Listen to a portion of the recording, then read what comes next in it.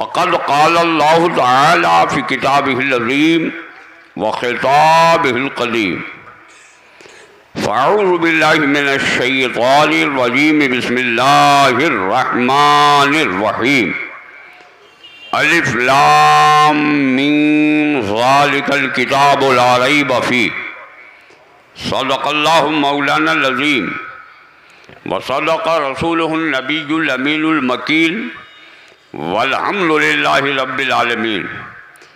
انتہائی عقیدت و محبت کے ساتھ بارگاہ رسالت مآب صلی اللہ علیہ وسلم میں درود پاک کا نذرانہ پیش کیجیے۔ اللہم صلی علی سیدنا مولانا محمد معدن الجود والکرم منبع العلم والحلم والحکم وبارک وسلم صلاۃ و سلاما علیک یا رسول اللہ صلی اللہ تعالی علیہ وآلہ وسلم۔ ستم سہنا، ستم کو بھولنا ہم کو بھی آتا ہے، اگر منہ میں زبان ہے تو سبحان اللہ بولیے۔ ستم سہنا، ستم کو بھولنا ہم کو بھی آتا ہے، کسی ظالم کے دل کو جیتنا ہم کو بھی آتا ہے۔ قسم ہے وقت کی مجبوریاں ہیں درمیاں حائل، قسم ہے وقت کی مجبوریاں ہیں درمیاں حائل، وگرنہ موت سے تو کھیلنا ہم کو بھی آتا ہے۔ تمہاری لغزش پا بڑی معنی خیز ہے ساقی، نہ بولیں گے آپ؟ میں پورے ملک ہند و نیپال، بنگلہ دیش، سری لنکا، بھوٹان اور دیگر ممالک میں بدنام ہوں کہ جب ہماری قوم سونے لگتی ہے تو میں سوئی ہوئی قوم کو جگا کر اپنے نبی کا پیغام سناتا ہوں۔ اگر آپ میں عورت کی صفت ہے تو شریعت نے عورتوں کو زور سے بولنے پر پابندی عائد کی ہے، اور اگر مرد ہیں تو اپنی زبان کھولیے، زور سے سبحان اللہ بولیے، لگے کہ ابھی جلسہ شروع ہوا ہے۔ بڑے قابل مبارکباد ہیں جامعہ حنفیہ ازہر العلوم کے اساتذہ، اس کے اراکین، معاونین، مخلصین، محبین، تو انہوں نے بڑی محنت تگ و دور کے بعد آج ایک حسین خوبصورت منظر آپ کے سامنے پیش کیا ہے، جس کو آپ نے اپنے ماتھے کی آنکھوں سے مشاہدہ فرمایا۔ قابل مبارکباد ہیں حضرت حافظ و قاری اعجاز احمد صاحب قبلہ اور ان کے سارے اساتذہ۔ اللہ تعالیٰ ان حضرات کی عمر میں بے پناہ برکتیں عطا فرمائے۔ کون ہے؟ کون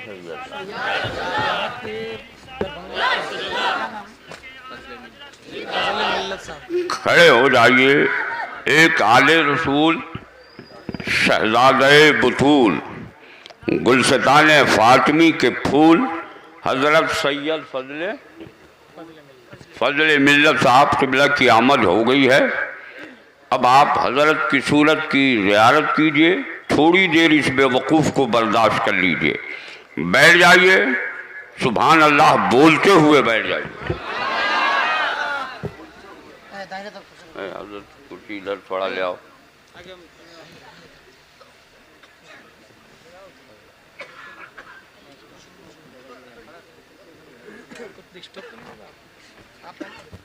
بولنا ہے طرف کیا ہوگا بھیا، ہاتھ بعد میں چومنا، ٹائم برباد ہو رہا ہے۔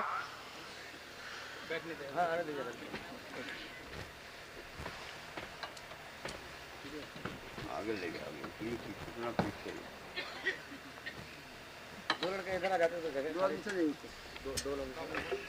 نہیں ٹھیک ہے بیٹھو بابو۔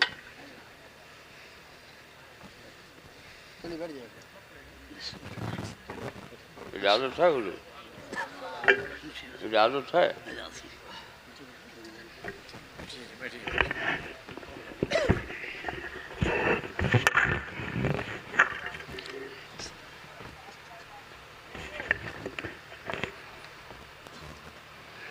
ابھی آپ نے مجھ سے قبل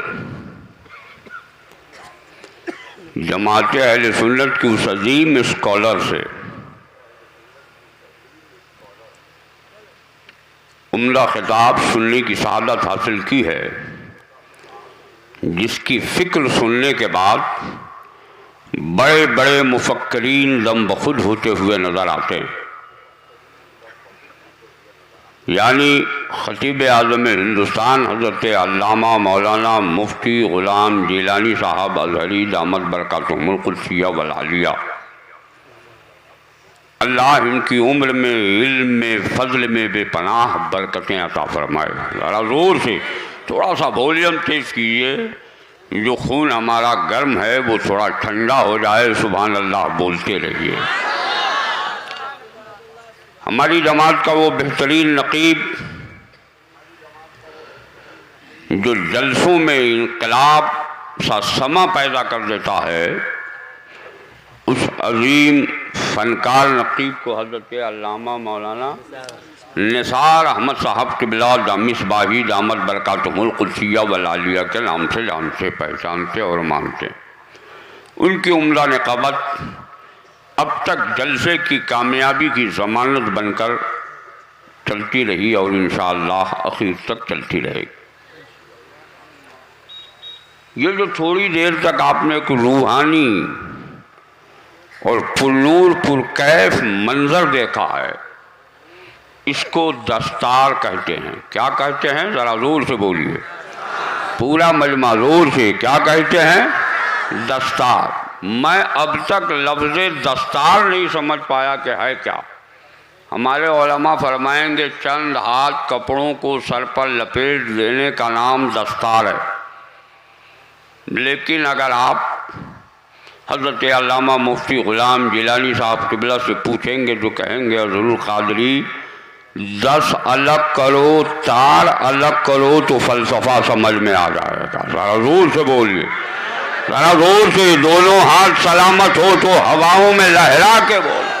کہا 10 وہ صحابی رسول جنہیں سرکار نے ان کی حیات میں جنتی ہونے کی بشارت عطا فرمائی ہے، اسی 10 صحابی کی نسبت سے جامعہ حنفیہ ازہر العلوم کا یہ حافظ قرآن پوری قوم کو جنتی ہونے کی ضمانت دے گا۔ بولیے بھی، اگر آپ حضرات زبان خاموش رکھیں گے اور آپ کا گونگا پن ختم نہیں ہوگا تو یہ قوم جس بربادی کے دہانے پر پہنچ رہی ہے اس سے بھی زیادہ برباد ہو جائے۔ اس لیے آپ امام کی حیثیت رکھتے ہیں، مائک تو اتنا ہائی فائی وائی فائی ہے کہ میں مولانا اعجاز صاحب سے گزارش کروں گا کہ کل ایک پٹیشن تیار کیجئے، 300-400 آدمی کا دستخط کرا کے بھارت کے پارلیمنٹ میں بھیج دیجئے تاکہ یہ لاؤڈ اسپیکر بھارت کے امت شاہ کے لیے خاص ہو جائے۔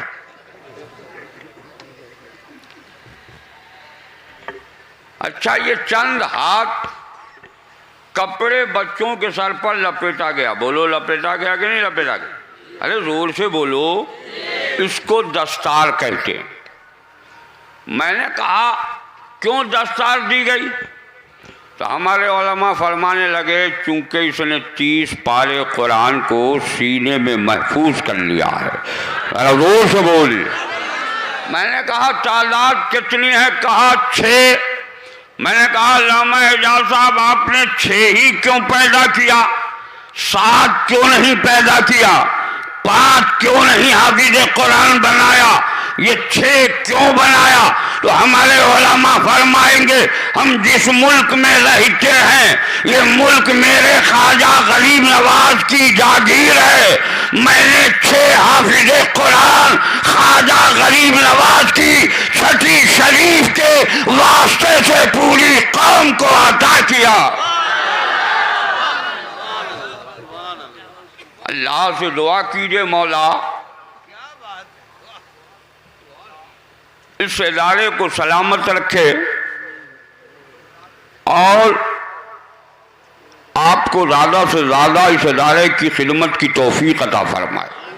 ذرا زور سے بولیے آمین. دعا کیجئے کہ میں جس سفر کی صعوبت سے ڈر رہا ہوں اس سے اللہ محفوظ کر کے مجھے اپنی منزل پر پہنچا دے، کیونکہ مجھ کو کل کلکتہ بولنا ہے. اور وعدہ پہلے تھا کہ انہوں نے کہا تھا 11 بجے آپ کی تقریر ہو جائے گی، اس کے بعد آپ جب چاہیں 3 بجے تک جا سکتے. مگر میں کیا جانے گیا کہ 3 بجے تقریر ہوگی. اب ایسی وعدہ خلافی سے پہلے میں فہرست تیار کروں گا دعوت لینے کے بعد کہ میرے ساتھ شرائط کیا ہیں. بہرحال اور یہاں انکار کرتے ہیں کہ کوئی معاملہ نہیں ہے، ان کو 4 بجے پہنچنا ہے. 1 گھنٹے میں کون ڈرائیور ہوگا رات بھر کا جگہ جو پٹنہ اسٹیشن پر پہنچ جائے گا. گویا میں نے دعوت لے لی تو آپ کی غلامی لے لی، ایسا نہیں ہے. تھوڑا سا کرم آپ کو بھی کرنا ہوگا، مجھے بھی تھوڑا سہنا پڑے گا، مگر اس طرح کی حرکت سے باز آنا چاہیے. محبت سے درود شریف پڑھیے. اللہم صلی علی سیدنا مولانا محمد وبارک وسلم صلاۃ و سلام علیک یا رسول اللہ صلی اللہ تعالی علیہ وآلہ وسلم. ان بچوں نے، حضرت نے ابھی فرمایا کہ ایک ایسا لال بھی بریلی میں پیدا ہوا جس نے 30 دن میں 30 پارے قرآن سنا دیا. ذرا زور سے بولیے، ذرا زور سے بولیے. میں نے کہا حضرت یہ فلسفہ سمجھ میں نہیں آتا کہ قرآن سینے پر ہی کیوں ہے.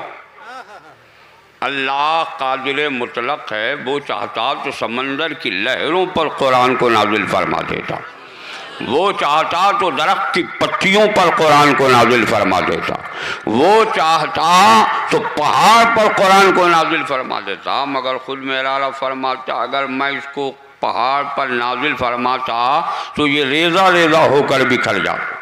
بعض مفسرین نے لکھا ہے کہ سرمے کی طرح یہ بالکل باریک ہو جاتے. میرے رب نے اس قرآن کو مومن کے سینے پر اتارا ہے. ذرا زور سے بولے. اب تھوڑا سا ذہن قریب کیجئے، سینے مومن پر قرآن کے اتارنے کا فلسفہ کیا ہے؟ تو علامہ نثار صاحب مصباحی فرمائیں گے عبد القادری امریکہ نے ایک نیٹ پر ایک قرآن ترتیب دیا ہے، اور اس نیٹ پر جو قرآن ترتیب دیا ہے اس سے وہ 27 آیتیں جس کو اس دشمنان اسلام نے رٹ داخل کر کے ہٹانے کا مطالبہ کیا ہے، ان 27 آیتوں کو ہٹا دیا گیا ہے.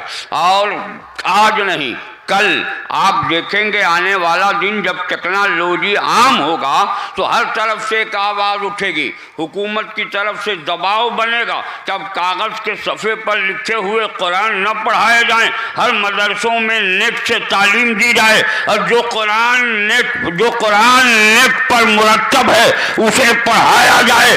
آنے والے دنوں میں اگر نیٹ سے پڑھا ہوا طالب علم اور پڑھا ہوا حافظ قرآن جب سامنے آئے گا تو وہ 27 آیتیں جب لائی جائیں گی اس کے خلاف رٹ داخل کر کے مٹانے کی ناپاک سازش کی گئی ہے، تو ان 27 آیتوں کو نہ پا کر وہ ایک دوسرے میں مجادلہ، ایک دوسرے سے لڑائی کرتے نظر آئیں گے. رب کی تو یہی حکمت تھی کہ اگر میں نے قرآن کو پہاڑ پہ، سمندر پہ، پتیوں پر میں نے نازل کیا ہوتا تو یہ سب فانی ہے، فنا ہو جاتے. میں نے مومن کے سینے پر اس لیے نازل کیا ہے کہ مومن کے سینے پر میرا قرآن محفوظ رہے. اب میں پوری دنیا کے سائنسدانوں کو چیلنج کر کے کہتا ہوں، سن تیرا نیٹ برباد تو ہو سکتا ہے، میرے رب کا بنایا ہوا نیٹ کبھی برباد نہیں ہوگا. اس لیے اللہ نے مومن کے سینے پر قرآن کو نازل فرمایا. اب سینے سے قرآن مٹا نہیں سکتے. ہم کبھی کبھی دعوے سے کے ساتھ کہتے ہیں دنیا میں تقریباً 32,000 مذاہب باطلہ ہیں. ہر مذہب کے لوگوں کو چیلنج ہے تم اپنی مذہبی کتابیں اصلی لا کے دکھا دو. پوری دنیا کے لوگ اپنے مذہب کی اصلی کتابیں تلاشیں گے تو انہیں اصلی کتابیں نہیں ملیں گی. اگر کسی مذہب کی اصلی کتاب ملے گی تو وہ اسلام ہے، اور اسلام کی کتاب قرآن ہے. اللہ سے دعا کیجئے کہ اللہ تعالی اس قرآن کو ان 6 حافظ قرآن کے سینے میں محفوظ فرما دے. ذرا زور سے بولیے. دیکھیے ہمارے ہاں تعلیم کی 2 راہیں. ایک راستہ کو اسکول کہتے ہیں، کالج کہتے ہیں، یونیورسٹی کہتے ہیں، اور ایک راستہ کو مکتب کہتے ہیں، مدرسہ کہتے ہیں، دارالعلوم کہتے ہیں، اور جامعہ کہتے ہیں. وہ لوگ کہتے ہیں کہ نہیں کہتے؟ ذرا زور سے بولیے آپ لوگ. دونوں تعلیم کے راستے ہیں، اور دونوں تعلیم کی طرف جانے والے بچوں کے جانے کا نظریہ بھی الگ ہے. ایک بچہ ہے جو شرٹ پینٹ ٹائی لگا کر بالوں میں کنگھا کر کے کتاب کا بستہ اپنی پشت پر رکھتا ہے اور لے کے چلا جاتا ہے. ایک بچہ ہے جسے کرتا پائجامہ ٹوپی پہنا دیا جاتا، ہاتھ میں کتاب دے دی جاتی، اس کتاب کو سینے سے لگائے چلا جاتا ہے. گویا جانے کا دونوں کی راہیں جانے کی ہے، دونوں پڑھنے جا رہا، مگر ایک کا حال یہ ہے کہ کتاب پشت پر رکھے ہے، دوسرے کا حال یہ ہے کہ کتاب سینے سے لگائے ہے. میں نے اپنے علماء کے مقدس طلبوں کی دھول کو چہرے کا غرضہ ملتے ہوئے عریضہ پیش کیا. آخر ایسا کیوں؟ تو ہمارے علماء فرماتے نظر آئیں گے جو کتابیں بندے کو خدا سے دور کر دے وہ کتابیں پشت پر رکھی جاتی ہیں، اور جو کتابیں بندے کو خدا سے قریب کر دے وہ کتابیں سینے سے لگائی جاتی ہیں. اللہ سے دعا کیجئے کہ اللہ ہم سب کو اپنے سے قریب کر دے. ذرا زور سے بول. ہم سب خدا سے قریب ہو جائیں. ذرا زور سے بولو، زور سے. اب آئیے پھر اگر آپ تھوڑا سا سہل قریب کیجئے تو ایک بات اور بتا دوں. اجازت ہے حضرات؟ ارے اجازت ہے؟ تھوڑی دیر اگر آپ کے موبائل کا نیٹ چالو ہو تو تھوڑا سا کرم فرمائیے، ہماری طرف دیکھیے، تھوڑا سا ذہن قریب کیجیے. وہ مولانا وہ آپ کے اعجاز صاحب کدھر گئے پتہ نہیں، وہ ہیں بھی کہ ظاہر چلے گئے ہیں. ذرا سامنے نہ ان کو ہونا چاہیے، اصل تو انہی سے خطاب کرنا ہے. تھوڑا سا ذہن قریب کیجیے. آئیے مولانا اعجاز صاحب آئیے. دیکھیے عمر دیکھنے میں بہت کم ہے، عقل اتنی ہے کہ بڑوں کو پچاروں شانہ چت کر ڈالتے ہیں. بہرحال اللہ تعالیٰ فضل فرمائے. اچھا ماشاءاللہ. چلیے اگر ہم جیسے بیوقوفوں کو بھی ملنے لگے تو بھارت کا نقشہ چینج ہو جائے گا. اس لیے کہ شورائے کرام کو تو آپ لوگ بھرپور دیتے ہیں، علماء کو دینا گناہ سمجھتے ہیں. اگر گناہ سمجھتے ہیں تو یہ آپ کا ظرف ہے، جبکہ شورا سے زیادہ علماء دین کی خدمت کرتے ہیں. بہرحال تھوڑا سا سہل قریب ہو. میں حضرت علامہ مولانا اعجاز صاحب قبلہ کی طرف مخاطب ہو کے کہوں گا کہ آپ کا مدرسہ کھلتا کب ہے؟ تو 10 شوال المکرم کو. کب کھلتا ہے؟ ارے بولیے نا. 10 شوال المکرم کو. کب کھلتا ہے؟ زور سے بولیے پورا مجمع. ذرا یاد کر لو یار. 10 شوال کو یعنی عید کی 10 تاریخ کو سارے مدرسے کھل جاتے. ان کے ہاں ایک بچہ پہنچا جس بچے کا داخلہ انہوں نے کر لیا. کرنے کے بعد اس بچے سے کہا بیٹا میدان میں کھیل کود. مدرسے کے میدان میں وہ کھیلتا رہا.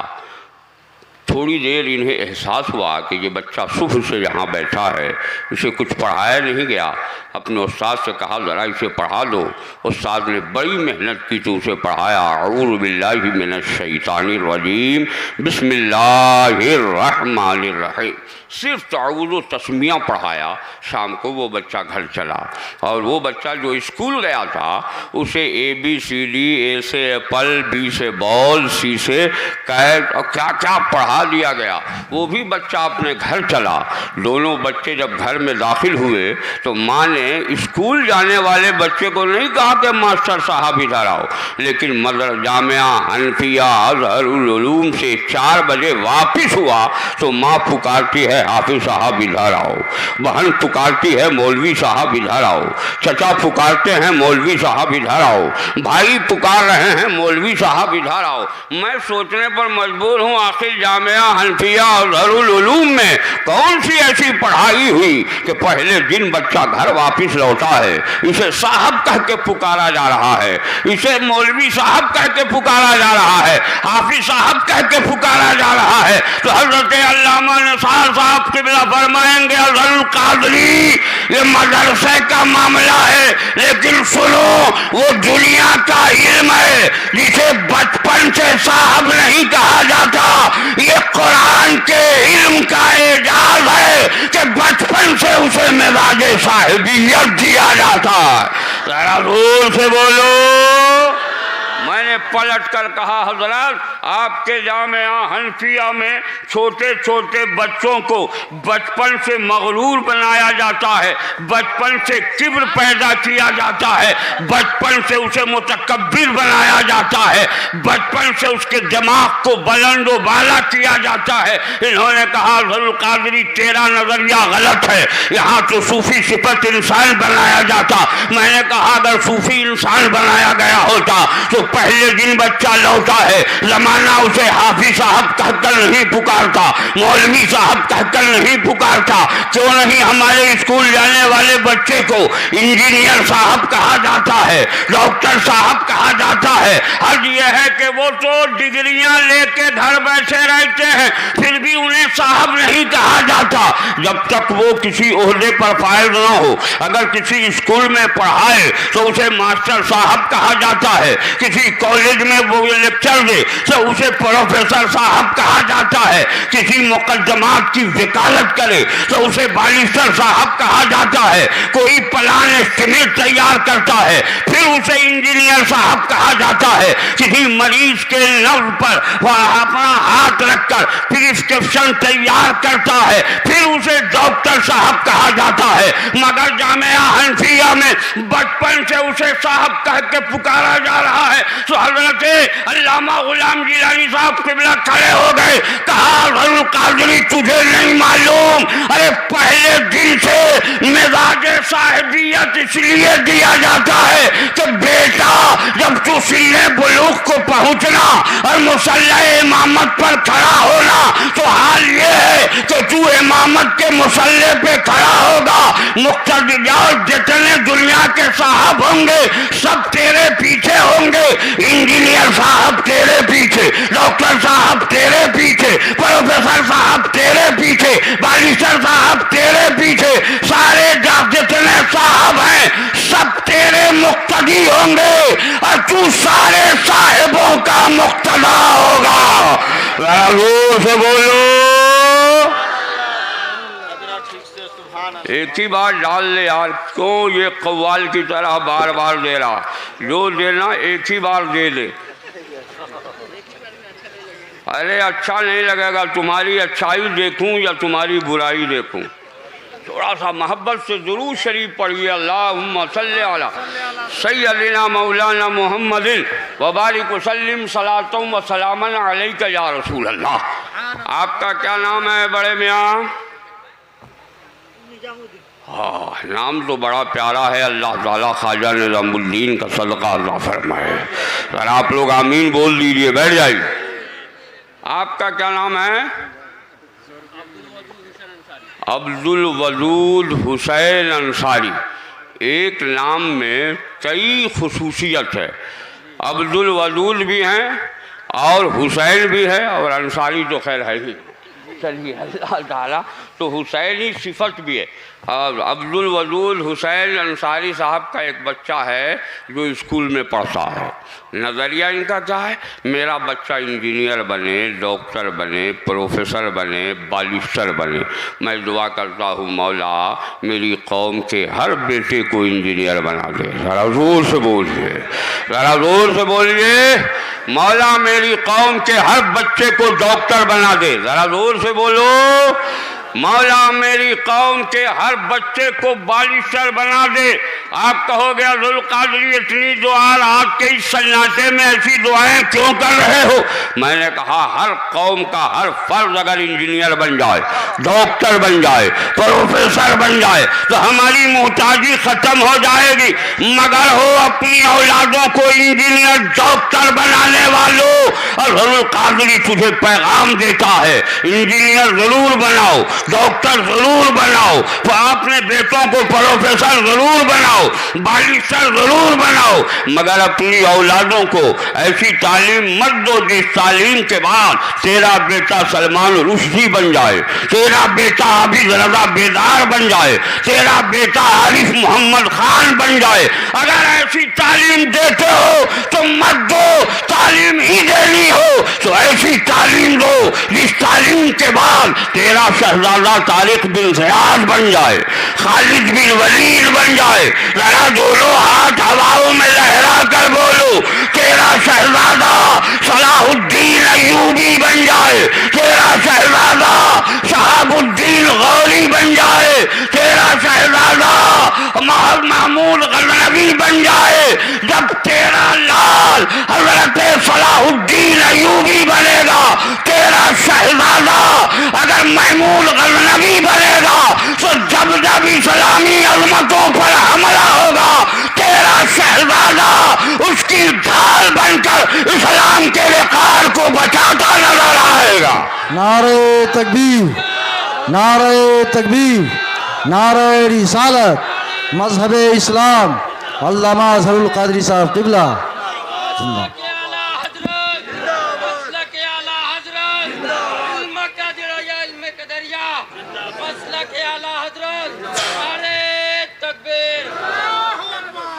لیکن تھوڑا سا ذہن قریب کیجئے، میں ہلکا سا پلٹ رہا. اجازت ہے؟ ہلکی سی کروٹ لوں. بیٹوں کی پڑھائی سے زیادہ ہمارے لوگ اب بیٹیوں کی پڑھائی کی طرف دھیان دے رہے ہیں. دے رہے ہیں کہ نہیں دے رہے؟ ارے بولیے نا. ہاں یار بس جہاں 4 سال کی بیٹی ہوئی اسے انگلش میڈیم سے پڑھانا شروع کر دیا.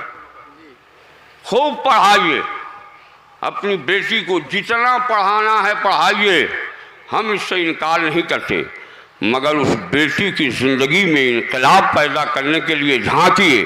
کہیں ایسا نہ ہو میری وہ شہزادی اس تعلیم کے بعد ایسی ہو جائے کہ تسلیمہ نسرین بن جائے. کہیں میری وہ شہزادی اس تعلیم کے بعد شاہ بانو نہ بن جائے. آپ کہو گے ذوالقادری پھر کیا کروں؟ میں نے کہا اگر بیٹیوں کو پڑھانا ہو تو ایسی تعلیم دو جس تعلیم کے بعد وہ تسلیمہ نسرین تو نہ بنے، شاہ بانو تو نہ بنے، اگر بنے تو بی بی فاطمہ الزہرا کی کنیزہ بن جائے، ام الخیر امۃ الجبار فاطمہ کی کنیزہ بن جائے، ام الورا ماہ نور کی کنیزہ بن جائے. جب آپ کی بیٹیاں بی بی فاطمہ الزہرا کی کنیزہ بنیں گی تو بی بی فاطمہ نے اپنی گود میں حسین پیدا کیا ہے، کل تمہاری گود میں غلام حسین پیدا ہو.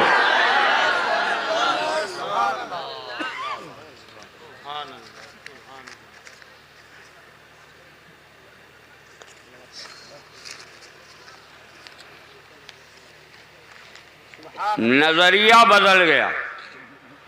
2-10 روپے آنے لگے تو ان کا نظریہ بدل گیا. یہی کام کرانا تھا تو پہلی تقریر حضرت سے پہلے حضرت کے حکم کے اعتبار سے کرا لیا ہوتا تو آپ کا اچھا کام ہو گیا ہوتا. آپ لوگ تو مردوں سے بھی کفن کھینچنے کی کوشش کرتے ہیں. ہماری بات چھوڑیے نا، یہ تو سرکار مفتی اعظم کے لقمے کی کرامت ہے کہ جس ماحول میں مجھے کھڑا کر دو میں اپنا ماحول بنا لیتا ہوں۔ تھوڑا سا صحن اگر قریب ہو تو ایک پیاری بات ہے، بی بی فاطمہ کی کنیزہ بناؤ، فائدہ کیا ہوگا؟ فائدہ یہ ہوگا کہ تمہارے گھر میں بیٹا غلام حسین ہوگا۔ ذرا زور سے بول۔ بی بی فاطمہ کو کون نہیں جانتا؟ یہ چکی میں آٹا پیستی تھیں تو قرآن پڑھتی تھیں، ذرا زور سے بول۔ یہ آٹا گوندھتی تھیں تو قرآن کی تلاوت کرتی تھیں، ذرا زور سے، پورا مجمع دونوں ہاتھ ہواؤں میں لہرا کے بولو۔ جب یہ روٹی پکاتی تھیں تو قرآن کی تلاوت کرتی تھیں، ذرا زور سے بولیے۔ اب جب حسین کو گود میں لے کر دودھ پلاتی تو قرآن کی تلاوت کرتی تھی۔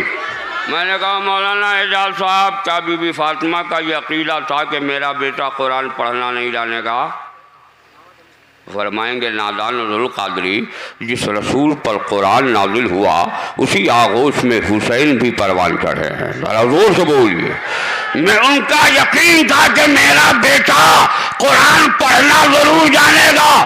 پھر میں نے کہا جو پھر دودھ کے قطروں کے ساتھ قرآن کی تلاوت کی حلاوت کیوں؟ تو ہمارے علماء فرمائیں گے ذوالقادری تجھے یہ فلسفہ نہیں معلوم، فاطمہ نے دودھ کے قطروں کے ساتھ قرآن کی تلاوت کی حلاوت اس لیے دی، بیٹا جب قرآن کی عظمت پر حملہ ہو تو صرف وہابیوں کی طرح قرآن پڑھ کے بچانے کی کوشش مت کرنا، اپنا لہو دے کر قرآن کا وقار بچا لینا۔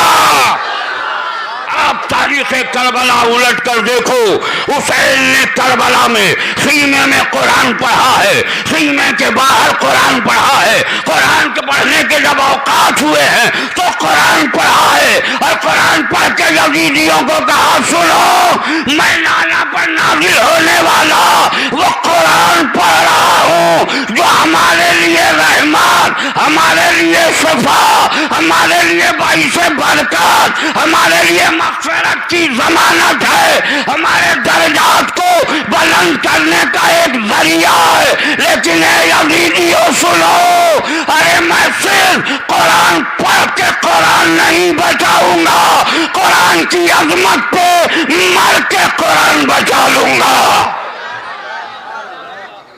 بولو، حسین نے قرآن پہ مر کے قرآن کی عظمت بچایا یا نہیں بچایا؟ ارے زور سے بولو، زور سے ہاتھ اٹھا کے بولو۔ ایک بات بتاؤ، ہمارے علماء فرماتے ہیں نیزہ یزید پر حسین کا سر انور تھا، لبائے حسین جنبش کر رہے تھے، یزیدیوں نے کہا تھوڑا نیچے کرو، کان لگا کے سنتا ہوں۔ حسین ابھی بھی تو کوئی وصیت فرما رہے، جیسے کان لگایا حسین وصیت نہیں کر رہے تھے، قرآن کی تلاوت کر رہے تھے۔ ذرا زور سے بولو، ذرا زور سے دونوں ہاتھ ہواؤں میں لہرا کے بولو۔ حسین نے یہ بتا دیا، او میرے نانا کی امتیوں، جو قرآن پڑھتا ہے اس کا سر یزیدیوں کے نیزے پر بھی سب سے بلند رہتا ہے۔ اس لیے مکیر کے لوگوں اپنی اولادوں کو قرآن پڑھاؤ تاکہ اس کا وقار زمانے میں بلند ہو پائے۔